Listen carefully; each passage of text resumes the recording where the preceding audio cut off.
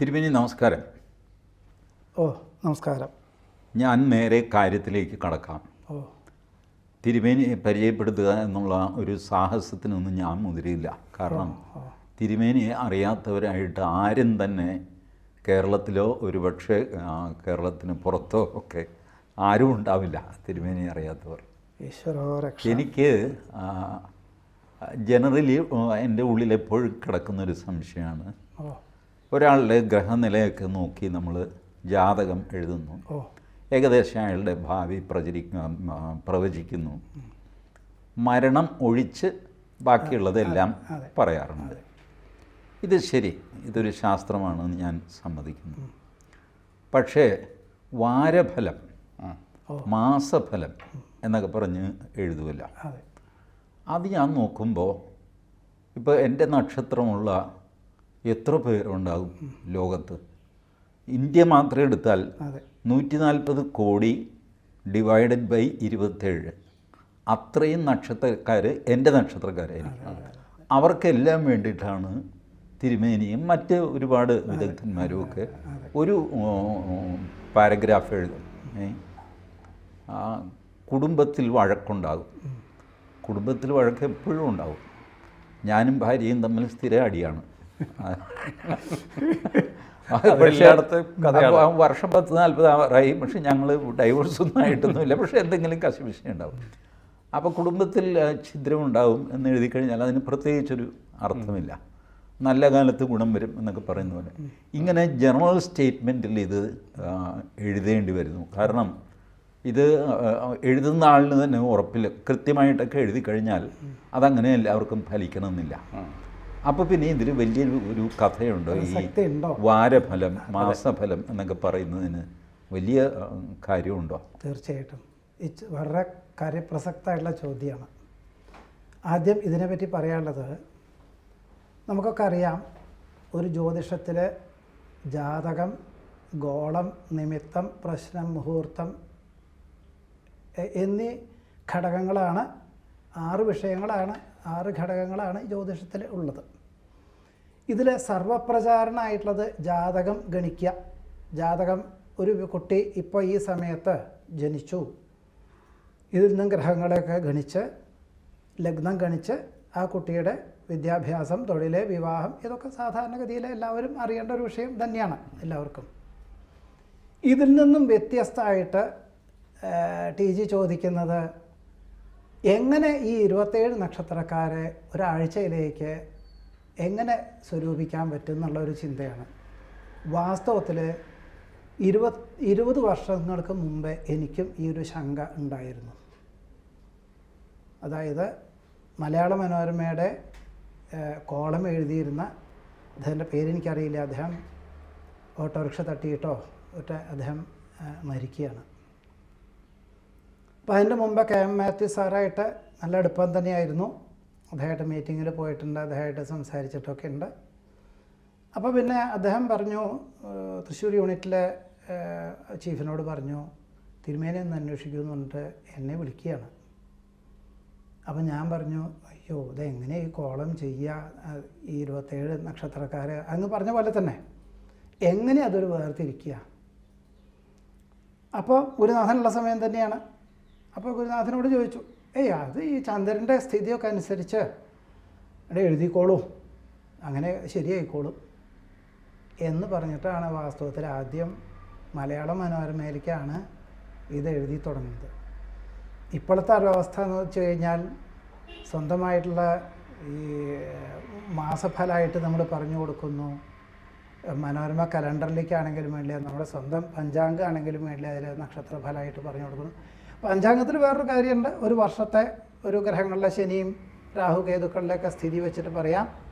ഈ ആഴ്ചയിലെ ഫലം പറയുന്നത് മുഴുവൻ ശരിയാവുമോ എന്ന് ചോദിച്ചു കഴിഞ്ഞാൽ താങ്കൾ പറയണ പോലെ തന്നെയാണ്, മുഴുവൻ ശരിയാവില്ല എന്ന് നല്ലോണം ബോധ്യമുണ്ട്. എന്നാലും ചില ആൾക്കാർ വിളിക്കുന്നു, കഴിഞ്ഞ ആഴ്ചത്തേത് ശരിയായി എന്ന് പറഞ്ഞിട്ട് എന്നെ വിളിക്കുന്നു. ഏറ്റവും കേമനായിട്ടുള്ള ആയുർവേദ ഡോക്ടർ ഒരു ദിവസം കണ്ടപ്പോൾ പറഞ്ഞു, നാരായണ, താൻ ഈ പ്രാവശ്യത്തെ കോളത്തിൽ എഴുതി എനിക്ക് ദഹനക്ഷയം ഉണ്ടാവും, ആകെ കിടക്കുന്നൊക്കെ പറഞ്ഞു.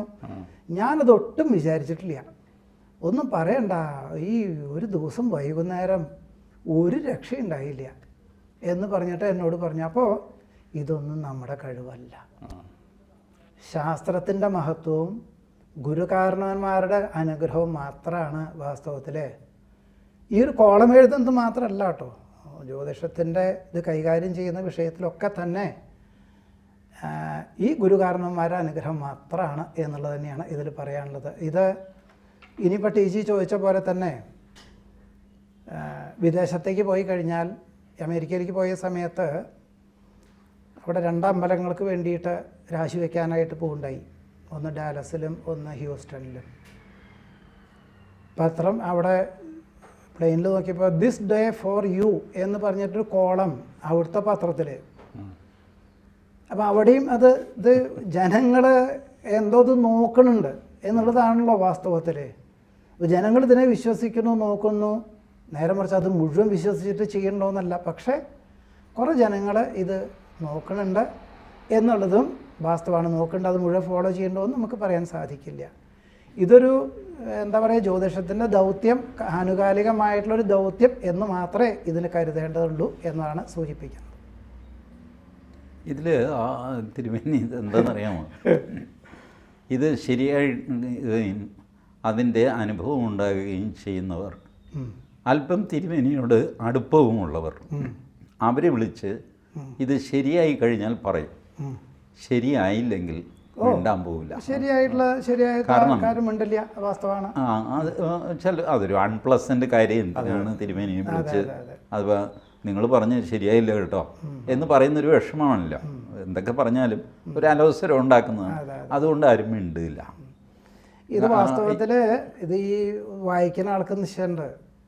ജ്യോതിഷത്തിനെ പറ്റിയിട്ട് കുറച്ചൊരു വേണമെന്നുള്ള തോന്നല് വളരെ കുറച്ച് ശതമാനമേ ഉണ്ടാവുള്ളൂ. അല്ലാണ്ട് ജീവിതത്തിൽ, നിത്യജീവിതത്തിൽ അതൊന്നും ഉണ്ടാവില്ല. അവർക്ക് നിശ്ചയമുണ്ട് ഇത് മുഴുവൻ പ്രായോഗികമല്ല, ഒരു ഗ്രഹസ്ഥിതി വെച്ച് ജാതകം നോക്കി പറയുന്ന പോലെ അല്ല എന്നുള്ളത് അവർക്ക് നിശ്ചയമുണ്ട്. പക്ഷെ നമ്മളതൊരു എന്താ പറയുക, ജനങ്ങളുടെ ആവശ്യം തന്നെയാണല്ലോ പത്രത്തിൽ വരുന്നത്. അത് നമ്മൾ ഈശ്വരാർപ്പിതമായിട്ട് നമ്മൾ ചെയ്യണു എന്ന് മാത്രം. തിരുവനി എൻ്റെ ഒരു സംശയം, അതായത് ഇപ്പോൾ തിരുവനി ഇപ്പോൾ പറഞ്ഞില്ലേ യു.എസ് പോയപ്പോൾ അവിടുത്തെ പത്രങ്ങളിലുണ്ടായിരുന്നു. അതെ. അപ്പോൾ നമ്മുടെ ഒരു രീതിയല്ലല്ലോ ഇവർ ഇംഗ്ലീഷുകാർ ഫോളോ ചെയ്യുന്നത്. വ്യത്യാസമുണ്ട്. നമ്മളിപ്പം നമ്മുടെ ഇംഗ്ലീഷ് പത്രങ്ങളിൽ വാരഫലം പറയുമ്പോഴത്തേക്ക് അതിനകത്ത് ലിബ്ര, ലിയോ, സ്കോർപിയോ എന്നൊക്കെ പറഞ്ഞിട്ടാണ്. സൗരപക്ഷ പ്രകാരം ഇത് രണ്ടും തമ്മിലുള്ള വ്യത്യാസമുണ്ട്. അവര് സൗരപക്ഷ പ്രകാരമുള്ള ഒരു സംവിധാനമാണ് അവർക്ക് അത് നിശ്ചയമുള്ളൂ. നേരെ മറിച്ച് ചന്ദ്രനെ അടിസ്ഥാനപ്പെടുത്തി നമ്മൾ കേട്ടിട്ടില്ലേ, അശ്വതി ഭരണി, കാർത്തികക്കാലം, മേടക്കൂറ എന്നൊക്കെ പറയുന്ന ഒരു ചന്ദ്രനെ, അത് ഏറ്റവും ലളിതമായിട്ട് പറയാം, ഈ ഭൂമിയെ വലയം വെച്ചിട്ടാണ് ചന്ദ്രൻ സഞ്ചരിക്കുന്നത്. 27 നക്ഷത്ര സമൂഹത്തിൽ കൂടി ചന്ദ്രൻ സഞ്ചരിക്കുന്നു. അശ്വതി നക്ഷത്ര സമൂഹത്തിൽ കൂടെ സഞ്ചരിക്കുന്ന ആ സമയത്തിന് നമ്മൾ Aswathi compare to the earth പറയുന്നു. അല്ലെങ്കിൽ തിരുവാതിര നക്ഷത്ര സമൂഹത്തിൽ കൂടെ സഞ്ചരിക്കുമ്പോൾ തിരുവാതിര എന്ന് പറയുന്നു. നേരെ മറിച്ച് ഭൂമി സൂര്യനെ വലയം വയ്ക്കുന്നതിൽ മിഥുനമാസം 7-ാം തീയതി 8-ാം തീയതി ഒക്കെ തിരുവാതിര ഞാറ്റുവേല എന്ന് പറയുന്ന ആ സമയത്ത് കൂടെ സഞ്ചരിക്കുന്ന സൂര്യൻ്റെ ആ ഭ്രമണപഥത്തിന് നമ്മൾ തിരുവാതിര ഞാറ്റുവേല എന്ന് പറയണു. അപ്പോൾ പറഞ്ഞുകൊണ്ട് വരുന്നത് ഈ സൗരത്തിൻ്റെ ഇത് മാത്രം കണക്കാക്കിയിട്ട്, സൂര്യൻ്റെ ഗതി മാത്രം കണക്കാക്കിയിട്ടാണ് വിദേശത്തുള്ള ആൾക്കാർ ഈ ഒരു ആഴ്ചത്തെ ഫലം പറയുന്നത് എങ്കിൽ നമ്മളതല്ല. ഈ ചന്ദ്രൻ്റെ ഒരു ആഴ്ചയിൽ ഒരു 5-6 നക്ഷത്രത്തിൽ കൂടെയാണ് ചന്ദ്രൻ സഞ്ചരിക്കുക. അതിൽ അശ്വതിയെ കണക്കാക്കിയിട്ട് ഇത്ര നക്ഷത്രങ്ങൾ സഞ്ചരിക്കുന്നു, അത് കണക്കാക്കിയിട്ടാണ് നമ്മൾ ഫലം പറയുന്ന ഒരു സംവിധാനം. ഇതിൽ വ്യത്യാസങ്ങൾ ഉണ്ടാവുമോ? വ്യത്യാസങ്ങൾ കുറച്ചൊക്കെ ഉണ്ടാവാം. ആദ്യം ടി ജി പറഞ്ഞ പോലെ തന്നെ മുഴുവൻ സ്പെസിഫിക് അല്ല എന്നുള്ളത് നമുക്കും അറിയാം. അത് 4 പത്രത്തിൽ നോക്കിയാൽ 4 വിധത്തിലായിരിക്കും. അത് സംശയമില്ലാത്ത കാര്യമാണ്. അതിപ്പോൾ ഒരു കാര്യം ചെയ്യുക, ഒരു ജാതകം തന്നെ കൊണ്ടുകൊടുത്ത് ഒരു 4 ജ്യോത്സ്യൻ്റെ അടുത്ത് പോയി കുറച്ച് 4 വ്യത്യാസമായിട്ട് പറഞ്ഞു ഒന്നും വരാം. പക്ഷേ അതിൽ കൺസെപ്റ്റ് ഒന്ന് തന്നെയായിരിക്കും, ദശകളൊക്കെ ഒന്ന് തന്നെയായിരിക്കും പറയുക.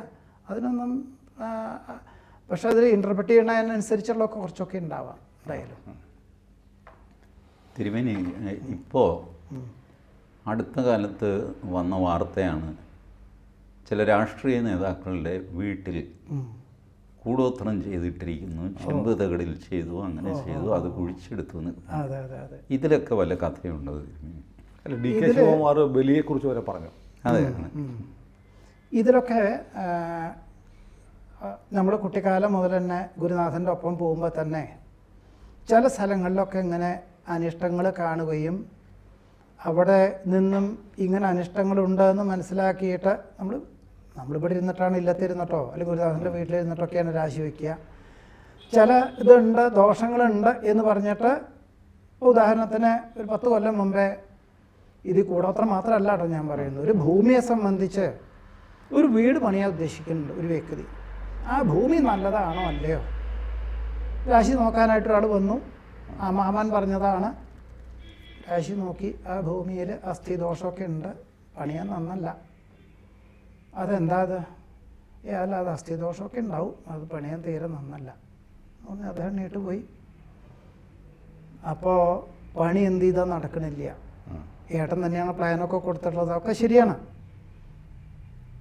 എന്നിട്ട് അദ്ദേഹം അമ്മാമൻ, ഈ മരുമകനാ വന്നത്, അമ്മാൻ വിളിച്ചു, എന്താ തിരുമേനി അത് രാശി കണ്ടത്? അത് ഭൂമി നന്നല്ല.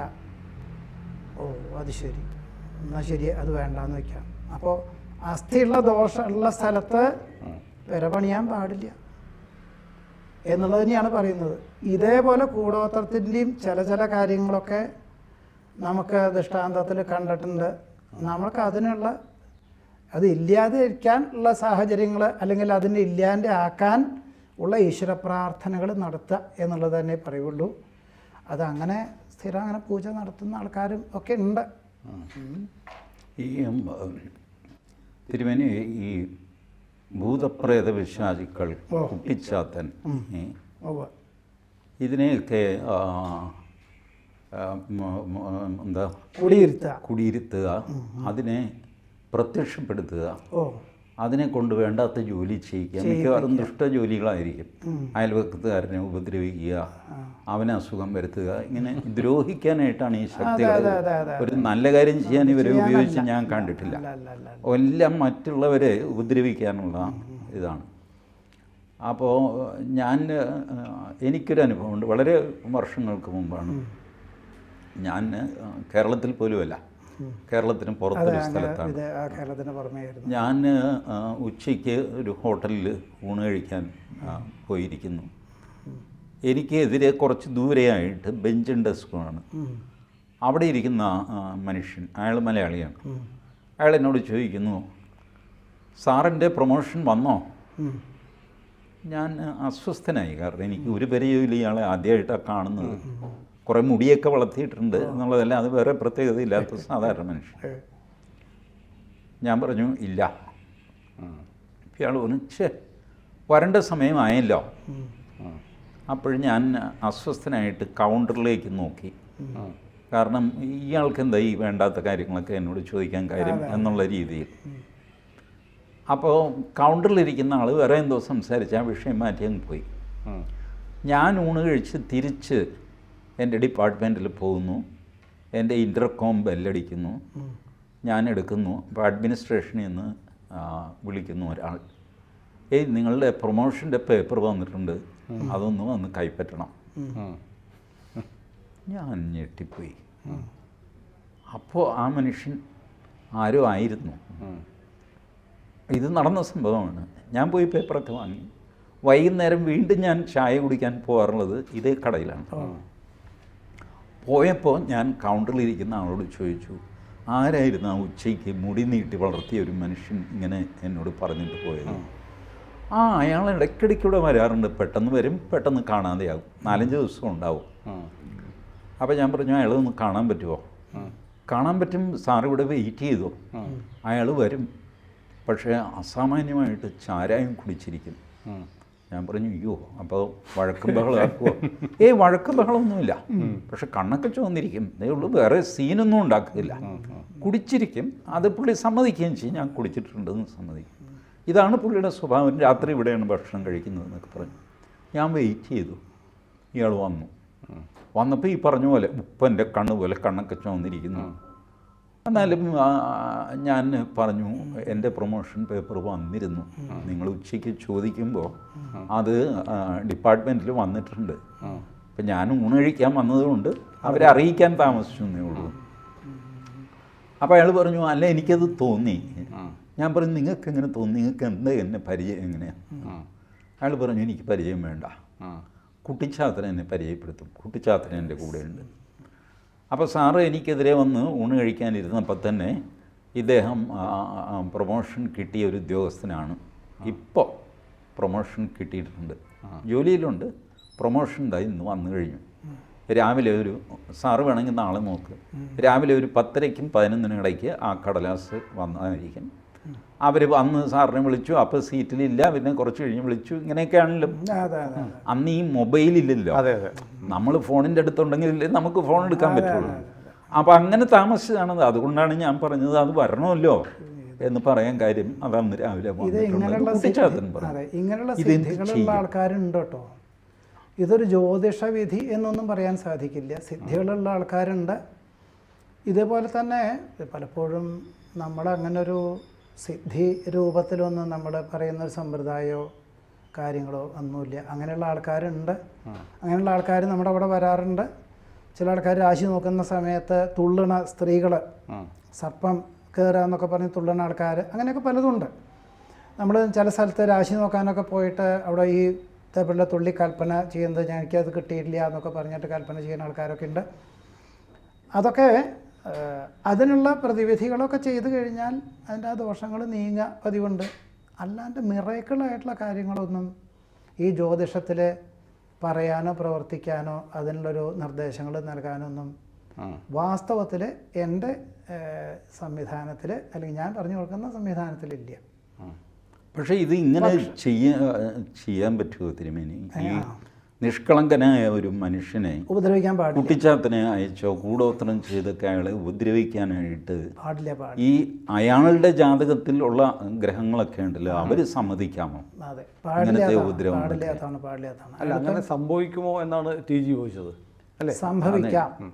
സംഭവിക്കാം. അയാളുടെയും കാലത്തിൻ്റെ ദോഷങ്ങളെ കൊണ്ട് അയാൾക്ക് സംഭവിക്കാമല്ലോ. അയാളുടെയും എന്താണ് അയാളുടെയും ഇതെന്ന് അയാൾ മുഴുവൻ വളരെ എന്താ പറയുക നിഷ്കളങ്കനാണ് എന്നുള്ളത് പറയാൻ നമുക്ക് സാധിക്കില്ലല്ലോ.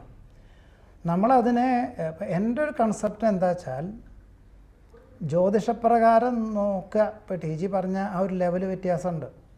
ഞാൻ ആ ലെവലിലേക്കൊന്നും അങ്ങനെയുള്ള ഇതിലേക്കൊന്നും നമ്മൾ ചിന്തിക്കാനോ പ്രവർത്തിക്കാനോ ഒന്നും നമ്മളതിന് പഠിച്ചിട്ടില്ല എന്ന് വിചാരിച്ചാൽ മതി. ആ ഒരു ലെവലിൽ നമ്മളൊന്നും ചിന്തിച്ചിട്ടില്ല, പ്രവർത്തിച്ചിട്ടില്ല. നമ്മൾ വരുന്ന ആൾക്കാർക്ക് സാത്വികമായിട്ടുള്ള കാര്യങ്ങൾ പറഞ്ഞു കൊടുക്കണു, അത് അവർക്ക് അവന് ഫലം ഉണ്ടാവണമെന്ന് പറയണു. ടി ജി ചോദിച്ചതിന് കൃത്യമാണ്. അതിൻ്റെ എന്താണ് അങ്ങനെ പാടുമോ എന്ന് ചോദിച്ചാൽ പാടില്ല തന്നെയാണ്. അല്ലാത്ത നിലയിലും ഇതേപോലെ തന്നെ ആൾക്കാർ ഉപദ്രവിക്കപ്പെടുന്നുണ്ടല്ലോ, ധാരാളം ഉണ്ട്. ഇത് നിങ്ങൾക്ക് രണ്ടുപേർക്കും അറിയാത്തത് കൊണ്ടാണ്. വാസ്തവത്തിൽ ഇഷ്ടം പോലെ ആൾക്കാർ പ്രത്യക്ഷത്തിൽ ഉപദ്രവിക്കപ്പെടുന്ന അല്ലെങ്കിൽ ഉപദ്രവിച്ച് ഇതാവുന്ന ആൾക്കാരുണ്ട്. മാതാപിതാക്കളാണെങ്കിലും സഹോദരങ്ങളാണെങ്കിലും അങ്ങനെ ബുദ്ധിമുട്ടുകൾ അനുഭവിക്കുന്ന ആൾക്കാരുണ്ട് പ്രത്യക്ഷത്തിൽ ഉപദ്രവിച്ചിട്ട്. അപ്പം അങ്ങനെയൊക്കെ പലതുണ്ട്. നമ്മൾ പരിഹാരങ്ങൾ പറഞ്ഞു കൊടുക്കണു, അവർ തന്നെ ഈശ്വര പ്രാർത്ഥനകൾ നടത്തണു, രക്ഷപ്പെടുന്ന ആൾക്കാരുണ്ട്. ഞാൻ തിരുമേനി ഈ അസാമാന്യമായ ഒരു ആധ്യാത്മിക തേജസ്സായിരുന്നല്ലോ നാരായണ ഗുരു. അതെ, നാരായണ ഗുരു ദൈവചിന്തനം, ചിജ്ജട ചിന്തനം എന്നൊക്കെ പറഞ്ഞിങ്ങനെ ഗദ്യം എഴുതിയിട്ടുണ്ട്. കൂടുതലും അദ്ദേഹത്തിൻ്റെ പദ്യകൃതിയാണ്.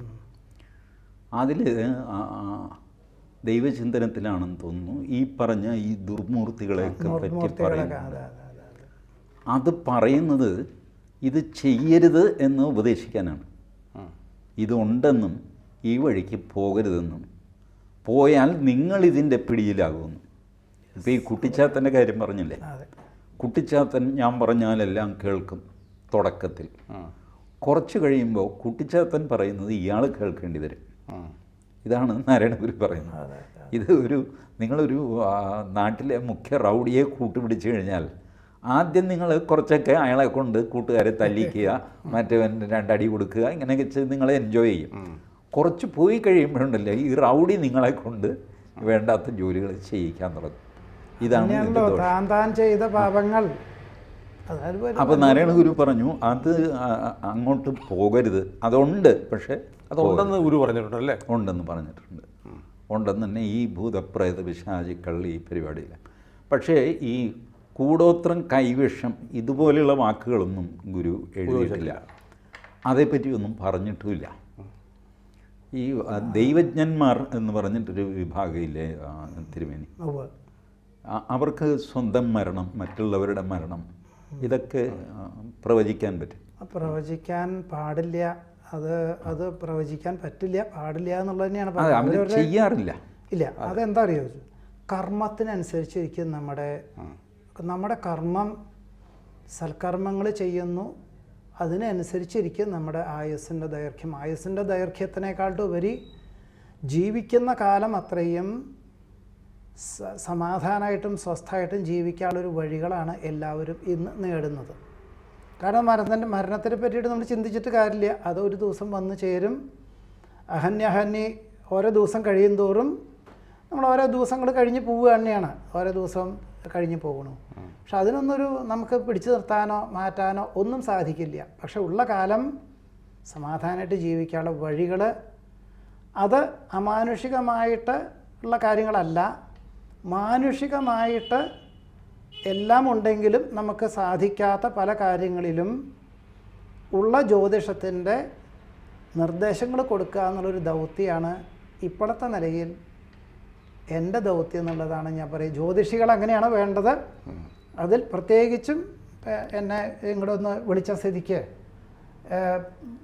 എനിക്ക് പറയാനുള്ളത് അതാണ്. അത് ആ നിർദ്ദേശങ്ങൾ നൽകി കൊടുക്കുക, അതേ എനിക്ക് പറയാനുള്ളൂ. ഞാൻ പറഞ്ഞു കേട്ടിട്ടുള്ളത് തിരുമേനി, നമ്മുടെ കോട്ടയ്ക്കലെ ആയുർവേദശാലയുടെ ഡോക്ടർ പി കെ വാര്യരുണ്ടായിരുന്നു. പി കെ വാര്യരുടെ അമ്മാവൻ ശങ്കുണ്ണി വാര്യർ, അദ്ദേഹം ചികിത്സയ്ക്ക് അറിയാവുന്നതാണ്. ഇത് പറഞ്ഞു കേട്ടതാണ്, എത്ര കണ്ട് സത്യമാണെന്ന് എനിക്കറിയില്ല.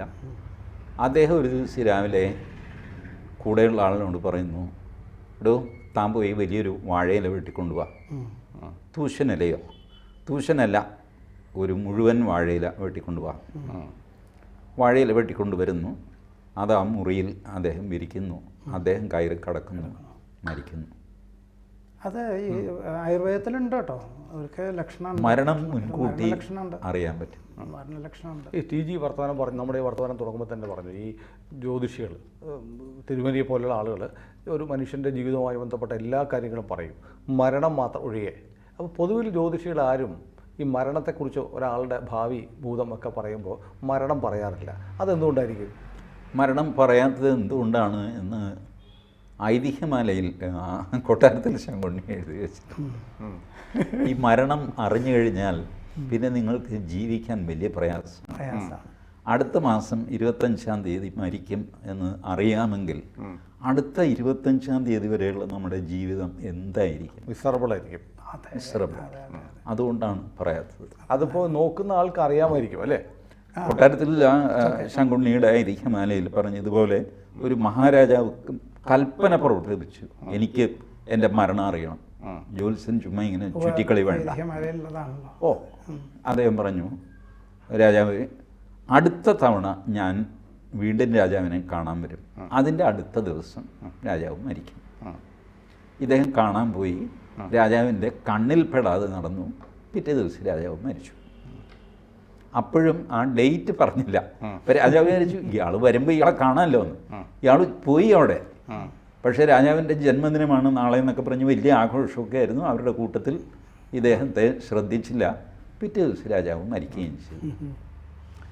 ഈ നിങ്ങളുടെ നമ്മുടെ കമ്മ്യൂണിസ്റ്റ് നേതാവില്ലേ പി കൃഷ്ണപിള്ള, പാമ്പ് കടിച്ച് മരിച്ചു എന്നൊക്കെ പറഞ്ഞിട്ട്, ഈ പി കൃഷ്ണപിള്ളയെ ചേർത്തല ഭാഗത്ത് വലിയ വിഷചികിത്സനും ദൈവജ്ഞനുമൊക്കെയാണ് അദ്ദേഹം. വാടാത്തോടൻ ഉണ്ണിപ്പിള്ള എന്ന് പറഞ്ഞ് അന്നുണ്ടായിരുന്നു.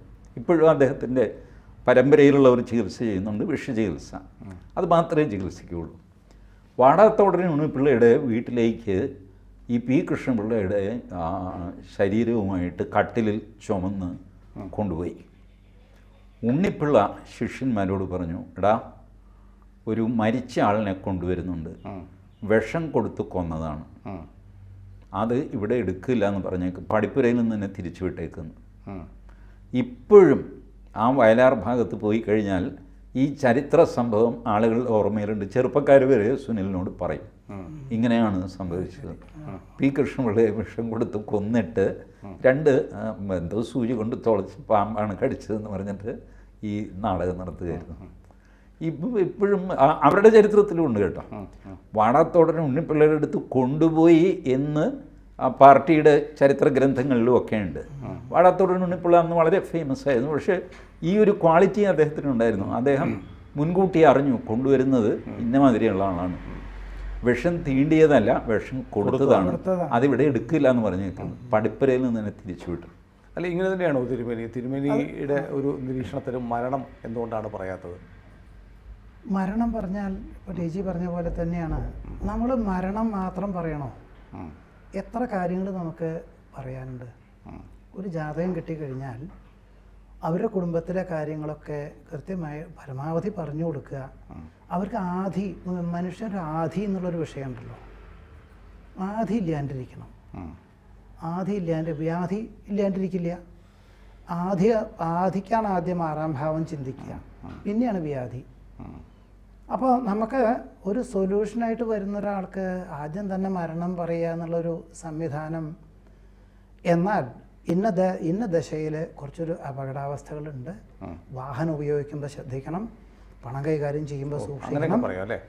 പിന്നെന്താ, രാഹുദശയുടെ ഒടുവിൽ വളരെ ശ്രദ്ധിക്കണം. അത് കൂടാതെ ബ്ലണ്ടായിട്ടും പറയാറുണ്ട്. ഒരാളെ വന്നു കഴിയുമ്പോൾ അയാളുടെ ജ്യോതിഷമാകാം അല്ലെങ്കിൽ ആയുർവേദ ചികിത്സയ്ക്ക് വന്നതാകാം. അയാളോട് പറയും, നിങ്ങൾ അടുത്ത മാസം 15-ാം തീയതി കഴിഞ്ഞു വരും, 14-ാം തീയതി 15-ാം തീയതി അയാൾ മരിക്കും. അത് ആയുർവേദത്തിലൊക്കെ ഉണ്ട്, വിധികളൊക്കെ ഉണ്ട്. അങ്ങനെ പറഞ്ഞു വിടും. മരിക്കുമെന്നൊന്നും പറയില്ല, ഞാനിപ്പോൾ അല്പം തിരക്കിലാണ്, കുഴപ്പമില്ല, നിങ്ങളൊരു അടുത്ത മാസം 15-ന് വന്നാൽ മതി. അല്ലാതെ ഉടനെ എന്തെങ്കിലും ചെയ്യണം, ഇപ്പോൾ ഒന്നും ചെയ്യേണ്ട, ഇപ്പോൾ ഇങ്ങനെ പൊക്കോട്ടെ, ഞാനല്ലേ പറയുന്നത്, 15 കഴിയുമ്പോൾ വന്നാൽ മതി.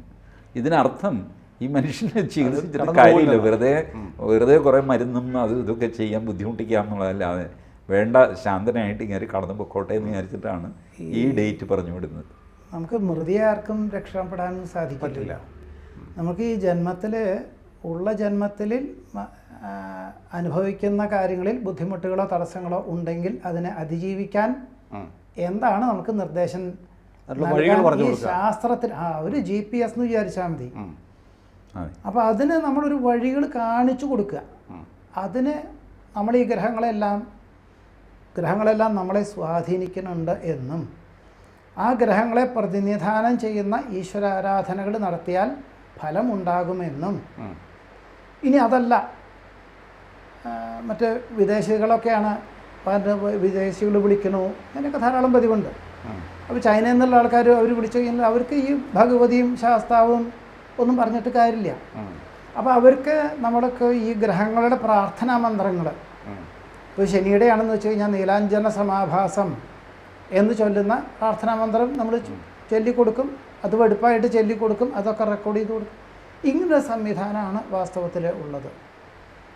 ഇതര മതത്തിൽപ്പെട്ട് വന്നിട്ടുള്ളവർക്കാണെങ്കിലും അവരുടെ ആചാരപ്രകാരം വഴിപാട് നടത്തിയാൽ മതി. എല്ലാ ഈശ്വരനും ഒന്ന് തന്നെയാണല്ലോ വാസ്തവത്തിൽ.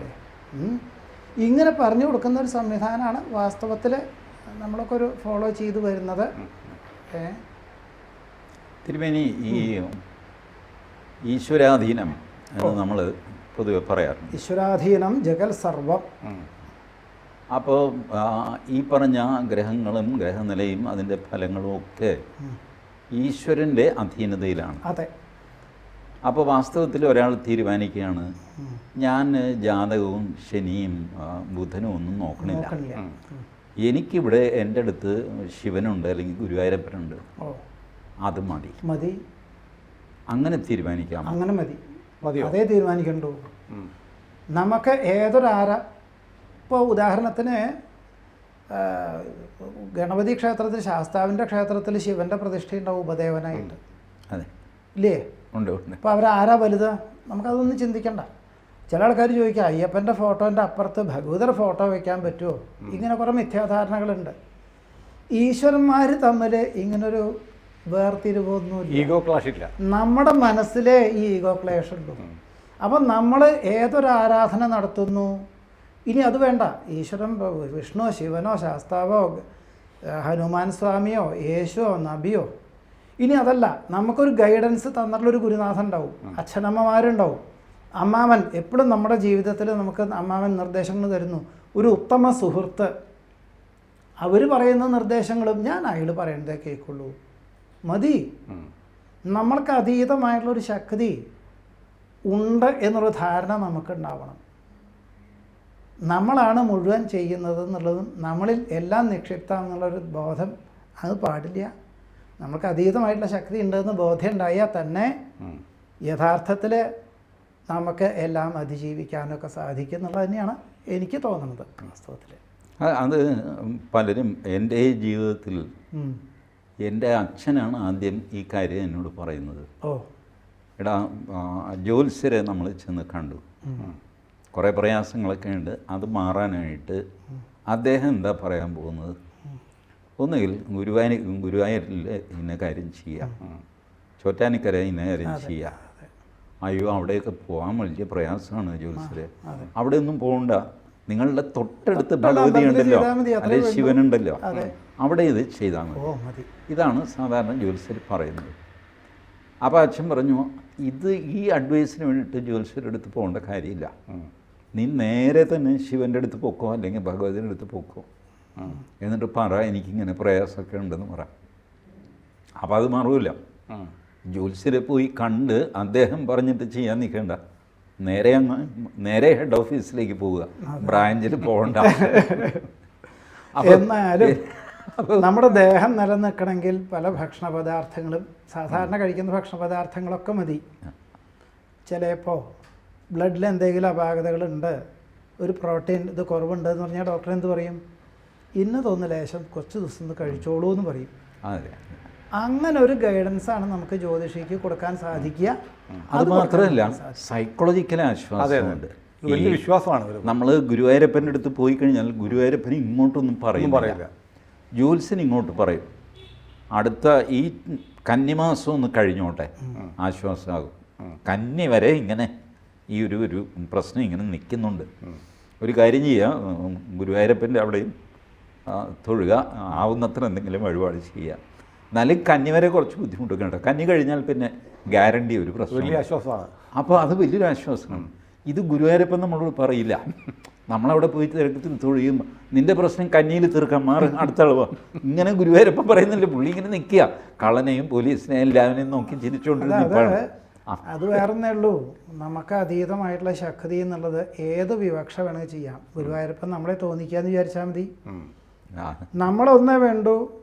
നമ്മൾ ഈ കാലത്ത് ഉത്ഥായോഷസി ദേവതാം ഹൃദയ നിജാം ധ്യാത്വാ വപുശോധനം എന്ന് പറഞ്ഞിട്ട് സ്വസ്ഥാന്തരാത്മാ ഭവേൽ, കാലത്ത് ഇതൊക്കെ എല്ലാ ചിട്ടകളും ഉപാസനകളൊക്കെ ചെയ്ത് സ്വസ്ഥമായിട്ട് ഇങ്ങനെ ഇരുന്നാൽ ആവശ്യക്കാർ വരുന്ന ആൾക്കാർക്ക് ആവശ്യങ്ങൾ പറഞ്ഞു കൊടുക്കുക.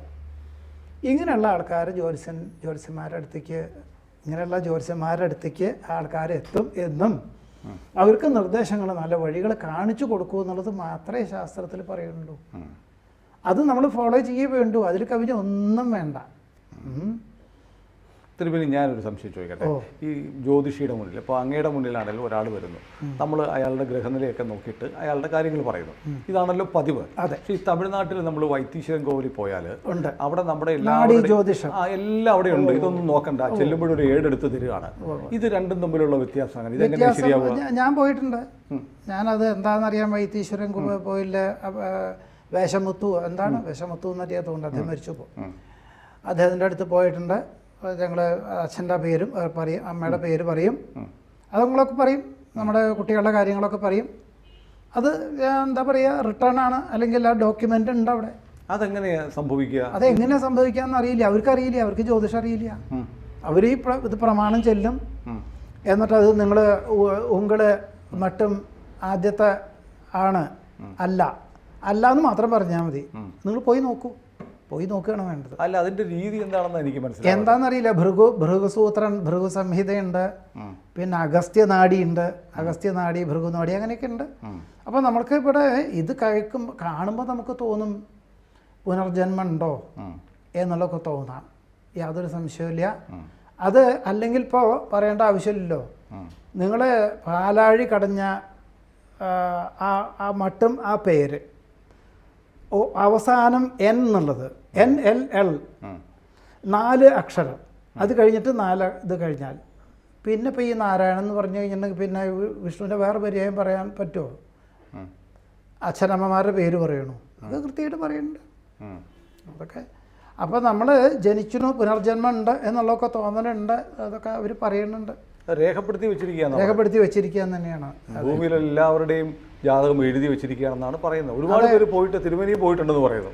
ഞാൻ പോയിട്ടുണ്ട്, ഞാൻ എന്താണെന്ന് അറിയാൻ വേണ്ടി പോയിട്ടുണ്ട്. ഞാൻ പോയിട്ടുണ്ട് അവിടെ, പക്ഷെ ഞാൻ ഇത് പരീക്ഷിച്ച് നോക്കാൻ പോയില്ല. കാരണം പരീക്ഷിച്ച് നോക്കണേ, ഈ വിശദീകരിക്കാനാവാത്ത ഒരുപാട് കാര്യങ്ങൾ സംഭവിക്കുന്നുണ്ട്. തിരുവനന്തപുരത്ത് ആറാലുംമൂട് എന്ന സ്ഥലത്ത് പണ്ട് ഇപ്പോഴല്ല, 70കളിൽ ഒരു അമ്മയുണ്ടായിരുന്നു, വളരെ പ്രായം ചെന്ന സ്ത്രീ. എപ്പോഴും പുകല ചവച്ചുകൊണ്ടിരിക്കും.